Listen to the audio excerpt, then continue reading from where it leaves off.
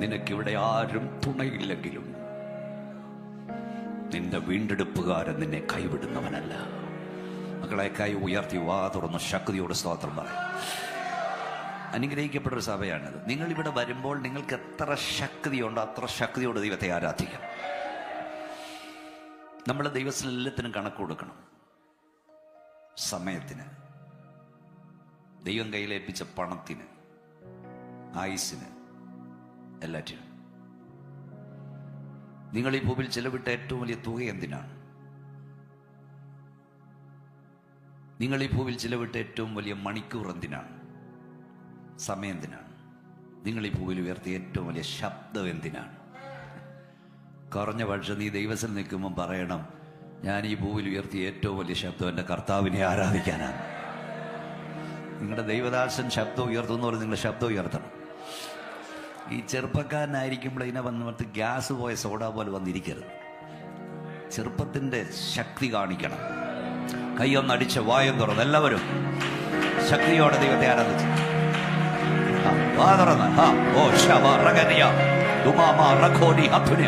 ശക്തിയോടെ എല്ലാവരും ദൈവത്തെ ആരാധിച്ചാണ്.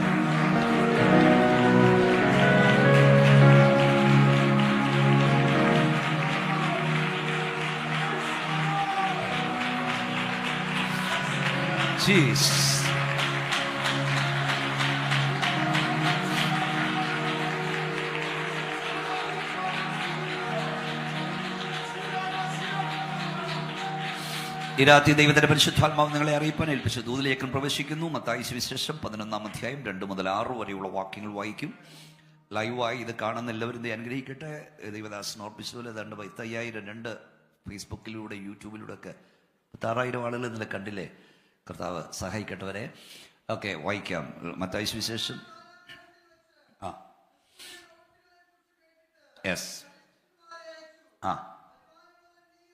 ഞങ്ങൾ മറ്റൊരുവനെ കാത്തിരിക്കുകയോ എന്ന് അവർ മുഖാന്തരം അവനോട് ചോദിച്ചു. യേശു അവരോട്, കുരുടർ കാണുന്നു, മുടന്തർ നടക്കുന്നു, കുഷ്ഠരോഗികൾ ശുദ്ധരായിത്തീരുന്നു, ചെകിടർ കേൾക്കുന്നു, മരിച്ചവർ ഉയർക്കുന്നു, ദരിദ്രരോട് സുവിശേഷം അറിയിക്കുന്നു എന്നിങ്ങനെ നിങ്ങൾ കേൾക്കുകയും കാണുകയും ചെയ്യുന്നത് യോഹന്നാനെ ചെന്നറിയിപ്പീൻ. എന്നാൽ എങ്കിൽ ഇടറിപ്പോകാത്തവൻ എല്ലാം ഭാഗ്യവാൻ എന്നുത്തരം പറഞ്ഞു. എന്നാൽ എങ്കിൽ ഇടറിപ്പോകാത്തവനെല്ലാം ഭാഗ്യവാൻ എന്നുത്തരം പറഞ്ഞു. എന്നാൽ എങ്കിൽ ഇടറിപ്പോകാത്തവനെല്ലാം ഭാഗ്യവാൻ എന്നുത്തരം പറഞ്ഞു. യേശു കർത്താവ് തടവിലായപ്പോൾ യോഹന്നാൻ ആളുകളെ ചോദിക്കുന്നു, വരുവാനുള്ളവൻ നീയോ? ഞങ്ങൾ മറ്റൊരുവനായി കാത്തിരിക്കണമോ? വരാനുള്ളവൻ ഞാനാണെന്ന് കർത്താവ് പറഞ്ഞില്ല, ഞാനല്ലെന്നും കർത്താവ് പറഞ്ഞില്ല. കർത്താവ് പറഞ്ഞ് ഈ കാണുന്നൊക്കെ ചെന്ന് പറയാൻ പറഞ്ഞു. മുടന്തർ നടക്കുന്നു, ചെകിടർ കേൾക്കുന്നു, കുഷ്ഠരോഗിയിൽ സൗഖ്യമാകുന്നു. എന്നിട്ട് യേശു കർത്താവ് പറഞ്ഞൊരു പദമാണ് നമ്മൾ ചിന്തിക്കുന്നത്. എന്നാൽ എങ്കിൽ പറഞ്ഞാട്ട് ഇടറിപ്പോകാത്തവനെല്ലാം ഭാഗ്യവാൻ. ആരാണ് യോഹന്നാൻ? മരുഭൂമിയിൽ വിളിച്ചു പറഞ്ഞവൻ,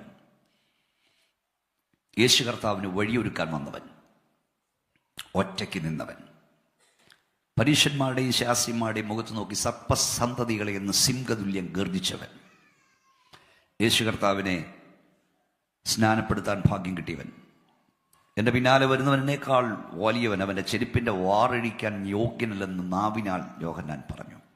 സ്വർഗം തുറക്കം നേരിട്ട് കണ്ടവൻ, പ്രാവെന്ന പോലെ പരിശുദ്ധാത്മ ഉറങ്ങുന്നത് സ്വന്തം കണ്ണാൽ കണ്ടവൻ, ഇവൻ എൻ്റെ പ്രിയപുത്രൻ, ഇവനിൽ ഞാൻ പ്രസാദിച്ചിരിക്കുന്നു എന്ന ദൈവശബ്ദം നേരിട്ട് കേട്ട യോഹന്നാൻ ഇപ്പോൾ ഇടറിപ്പോയി. യോഹന്നാൻ ചോദിക്കുക, നീ തന്നെയാണോ വരാനുള്ളത്? ഞങ്ങൾ മറ്റൊരാനായി കാത്തിരിക്കണം. നമ്മുടെ കർത്താവ് പറഞ്ഞു, അന്ത്യകാലത്ത് പലരും ഇടറും, പലരും ഇടറി ഏൽപ്പിക്കും. ദാനിയേൽ പ്രവാചകൻ പറഞ്ഞു, പലരും ഇടറി അന്യനെ ഏൽപ്പിച്ചു കൊടുക്കും. എങ്കിലും ഞങ്ങളുടെ ദൈവത്തെ അറിയുന്ന ജനം ഉറച്ചു നിൽക്കും, അവർ വീര്യം പ്രവർത്തിക്കും. പലരും ഇടറിക്കൊണ്ടിരിക്കുകയാണ്. പുതിയ നിയമത്തിലെ അതിശക്തന്മാരായ രണ്ടുപേരായിരുന്നു യോഹന്നാനും പത്രോസും. യോഹന്നാൻ ഇടറി, പത്രോസ് തള്ളി പറഞ്ഞു. ദൈവമക്കളെ, ഇന്ന് രാത്രി ഇവിടെ വന്നിരിക്കുന്ന ചെറുപ്പക്കാരെ, യുവാക്കളെ, അനേക വൻപന്മാർ ഇടറിക്കൊണ്ടിരിക്കുക, അനേക ശക്തന്മാർ ഇടറുക. നീയും ഞാനും നിൽക്കുന്നത് കൃപയാ. ഒന്ന് കൈ ഉയർത്തിയാട്ടി സ്തോത്രം പറ. ഞാൻ ഈ വാക്യത്തിലേക്ക് വരാം. പ്രാർത്ഥിച്ചുകൊണ്ടിരിക്കണല്ലോ. നമ്മുടെ വാഴ്ത്തപ്പെട്ട കർത്താവ് ഈ ഭൂമിയിലായിരുന്നപ്പോൾ അവൻ അനവധി അപമാനങ്ങൾ സഹിക്കേണ്ടി വന്നു, അനേക ആക്ഷേപങ്ങൾ സഹിക്കേണ്ടി വന്നു. നമ്മുടെ കർത്താവ് ക്രൂശിക്കപ്പെട്ടപ്പോൾ വഴിയെ പോകുന്നവനും അവനെ നിന്ദിച്ചെന്നാണ് എഴുതിയിരിക്കുന്നു. ഒരു കാര്യമില്ലാതെ പോകുന്നവനും അവനെ നിന്ദിച്ചു, വഴിയിലൂടെ പോയവനും. നമ്മുടെ കർത്താവ് സഹിച്ച 2 അതിക്രൂരമായ അപമാനങ്ങൾ ഞാൻ പറയാം. ഒന്ന്, നമ്മുടെ കർത്താവിനെ ക്രൂശിക്കാനായി ഏൽപ്പിക്കും മുമ്പ് അവനെ അടുപ്പിച്ച് വിട്ടയക്കുമെന്ന് പറഞ്ഞു. യേശുവിനെ അടിപ്പിക്കാൻ ഏൽപ്പിച്ചു. പടയാളികൾ അവനെ കയ്യേറ്റു എന്ന വഴിയിൽ കാണുന്നു. എങ്ങനെയാണ് കയ്യേറ്റത്? യേശു കർത്താവിനെ പിടിച്ച പടയാളികൾ അവന്റെ വസ്ത്രം മുഴുവൻ ഉരിഞ്ഞു മാറ്റി ഒരു കൽത്തൂണോട് ചേർത്ത് നമ്മുടെ കർത്താവിനെ കുരിച്ച് കൈ നീട്ടി ബന്ധിച്ച് നിർത്തി, നെഞ്ചിൽ തൂണ് വരത്തക്കവണ്ണം. ചാട്ടവാറ് കൊണ്ടവനെ അസ്ഥിക്കഷ്ണം കൊണ്ട് ചൂണ്ടക്കൊളുത്ത് ബന്ധിക്കപ്പെട്ട് ചാട്ടവാറ് കൊണ്ട് ആഞ്ഞടിച്ചു. പക്ഷേ അവിടെ നിങ്ങൾ ശ്രദ്ധിക്കണം, നിങ്ങൾ കാണുന്ന ചിത്രങ്ങളെല്ലാം യേശു കർത്താവിന് അല്പവസ്ത്രങ്ങളുണ്ട്. എന്നാൽ എൻ്റെ കർത്താവിനെ ക്രൂശിക്കാൻ ഏൽപ്പിക്കുമ്പോൾ പഠിക്കുമ്പോൾ അവർ അവൻ്റെ വസ്ത്രം മുഴുവൻ ഉരിഞ്ഞു മാറ്റി. അവൻ വിവസ്ത്രനായി. വിശുദ്ധ ബൈബിൾ എനിക്കൊപ്പം നിൽക്കുന്നു. കാണുന്നവർ മുഖം മറച്ചു കളയത്തക്കവണ്ണം അവൻ നിന്ദിതനായി. ജനമധ്യത്തിൽ വച്ച് ഒരുവന്റെ വസ്ത്രം ഉരിഞ്ഞു മാറ്റുക, വിവസ്ത്രനാകുക. ജനമധ്യത്തിൽ വെച്ച് വിവസ്ത്രയാക്കപ്പെടുക,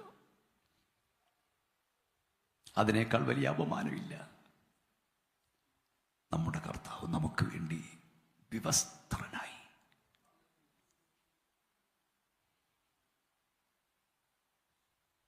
ഏദൻ പൂങ്കാവനത്തിൽ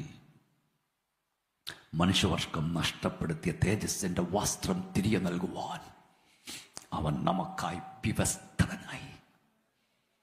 ഞാൻ എപ്പോഴും പ്രസംഗിക്കും പറയും, നിന്നെ ഈ കൂട്ടായ്മയിൽ നിർത്തേണ്ടത് പാസ്റ്ററുടെ സ്നേഹമല്ല, സഹവിശ്വാസിയുടെ സ്നേഹമല്ല, നിനക്കായി അറക്കപ്പെട്ട കുഞ്ഞാടിന്റെ സ്നേഹം.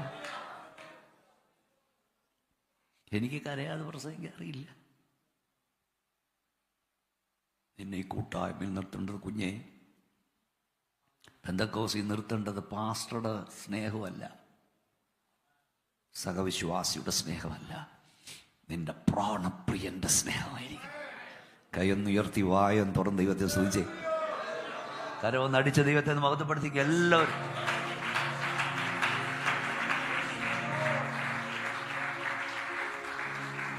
നമ്മുടെ കർത്താവ് സഹിച്ച 2ാമത്തെ അപമാനം ഇത് പറയുമ്പോൾ നമ്മൾ കർത്താവ് സഹിച്ചതിന്റെ 1000-ലൊന്നും അനുഭവിക്കുന്നില്ല. നമ്മുടെ കർത്താവ് സഹിച്ച 2ാമത്തെ അപമാനം മറിയുടെ മകൻ എന്നുള്ള വിളിയായിരുന്നു. മറിയുടെ മകൻ എന്ന് പറഞ്ഞാൽ അപ്പനാരെന്നറിയാത്തവനെന്നാണ്. ഇവിടെ ഇരിക്കുന്ന നമ്മളെല്ലാവരും അപ്പന്റെ പേരിൽ അറിയപ്പെടുന്നവർ. എൻ്റെ പേര് ബേബി മോനച്ച്, ബി മോനച്ച് എന്നാണ്, ബേബി മോനച്ച്. അങ്ങനെ എല്ലാവരും പ്രിൻസ് പ്രൈസും ഇവിടെ ഇരിക്കുന്ന എല്ലാവരുടെയും മുമ്പിൽ അപ്പന്റെ പേരുണ്ട്. യഹൂദന്മാർ അപ്പന്മാരുടെ പേരിൽ അഭിമാനിച്ചവരായിരുന്നു. അബ്രഹാമിന്റെയും ഇസ്ഹാക്കിന്റെയും യാക്കോബിന്റെയും ഒക്കെ പേരിൽ എല്ലാവരും അപ്പന്മാരുടെ പേരിൽ അറിയപ്പെടുന്നു. പക്ഷേ യേശുവിനെ അവർ മറിയുടെ മകൻ എന്ന് വിളിച്ചപ്പോൾ അപ്പനാരെന്നറിയാത്തവൻ. 1-2 വർഷമല്ല, എന്നെ നോക്കൂ, പ്രാർത്ഥിച്ചുകൊണ്ടിരിക്കും, ഇങ്ങോട്ടും ഇങ്ങോട്ട് പറഞ്ഞത്. 1-2 വർഷമല്ല, 30 വർഷം എൻ്റെ കർത്താവ് സഹിച്ചു. 30 വർഷം. 30ാമത്തെ വയസ്സിൽ യോഹന്നാനാൽ യോർദാൻ നദിയിൽ സ്നാനമേൽക്കുവാൻ നമ്മുടെ കർത്താവ് ഇറങ്ങി നിൽക്കുമ്പോൾ സ്വർഗം തുറന്നു. സ്വർഗത്തിൽ നിന്നൊരു ശബ്ദമുണ്ടായി, ഇവൻ എൻ്റെ പ്രിയപുത്രൻ, ഇവനിൽ ഞാൻ പ്രസാദിച്ചിരിക്കുന്നു, ഇവന് ചെവി കൊടുപ്പീൻ. അതിൻ്റെ അർത്ഥം ഇവൻ യോസഫിൻ്റെ മകനല്ല, ഇവൻ മറിയുടെ മകനല്ല, ഇവൻ എൻ്റെ പ്രിയപുത്രനാണ്. ഈ ഹോളിൽ ആരാധിക്കുന്ന ദൈവവൈതലേ, 30 വർഷം എൻ്റെ കർത്താവ് സഹിച്ചതിന് 30 സെക്കൻഡ് കൊണ്ട് സ്വർഗം മറുപടി നൽകിയെങ്കിൽ രാത്രി പരിശുദ്ധാത്മാവ് നിന്നോട് ഞാൻ പറയുന്നു, 12 വർഷമായി നീ കരയുന്നതിന്, 18 വർഷമായി നീ കരയുന്നതിന്, ഓ ബാ ഷമറ ഹുദാന സഥനിയ 8 വർഷമായി നീ ഞരങ്ങുന്നതിന് 8 സെക്കൻഡ് കൊണ്ട് മറുപടി തരാൻ കഴിവുള്ളവൻ ഇന്ന് രാത്രി ഇവിടെ കറങ്ങി വന്നിട്ടുണ്ട്. വാതുറന്ന് കരമടിച്ച് അന്യഭാഷ ദൈവത്തെ മഹത്വപ്പെടുത്തി പറ. ദീർഘനാളായുള്ള നിന്റെ കരച്ചിലിന്, വർഷങ്ങളായുള്ള നിന്റെ കണ്ണുനീരിന് സെക്കൻഡുകൾ കൊണ്ട് ഉത്തരം തരാൻ കഴിവുള്ളവൻ ഈ രാത്രി ഇവിടെ കറങ്ങി വന്നിട്ടുണ്ട്. വിശ്വാസമുണ്ട്, കരമടിച്ച് അന്യഭാഷ ദൈവത്തെ സൂചിച്ചുകൊണ്ട് പറ. വർഷങ്ങളായി സഹിക്കുന്നതിന്, വർഷങ്ങളായി കരയുന്നതിന് 1 സെക്കൻഡ് കൊണ്ട് മറുപടി തരാൻ എന്റെ ദൈവത്തിന് കഴിയും.